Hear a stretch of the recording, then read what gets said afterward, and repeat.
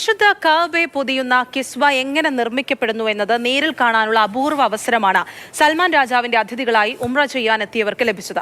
മക്കയിലെ കിങ് അബ്ദുൾ അസീസ് കിസ്വ നിർമ്മാണ സമുച്ചയം സന്ദർശിച്ച അതിഥികൾ നൂറ്റാണ്ടുകളുടെ പാരമ്പര്യവും അത്യാധുനിക സാങ്കേതിക വിദ്യയും കൈകോർക്കുന്ന നിർമ്മാണ പ്രക്രിയ അടുത്തറിഞ്ഞു.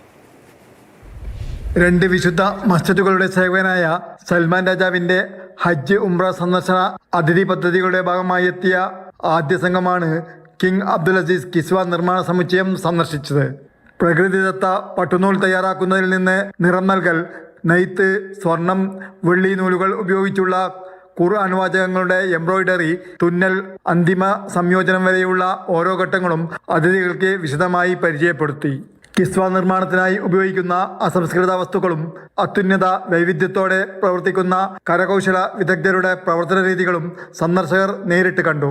നിർമ്മാണ സമുച്ചയത്തിലെ വിവിധ സാങ്കേതിക വിഭാഗങ്ങൾ സന്ദർശിച്ച സന്ദർശകർ കിസ്വ നിർമ്മാണത്തിൽ പാരമ്പര്യ ശില്പകലകളും അത്യാധുനിക സാങ്കേതിക വിദ്യയും എങ്ങനെ സമന്വയിപ്പിക്കുന്നുവെന്നതിനെക്കുറിച്ചും വിശദീകരണം കേട്ടു.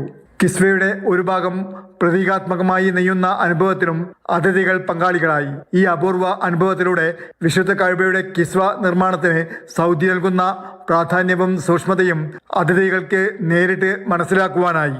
Jafar Ali, Palakkode, Mathrubhumi news, Mecca.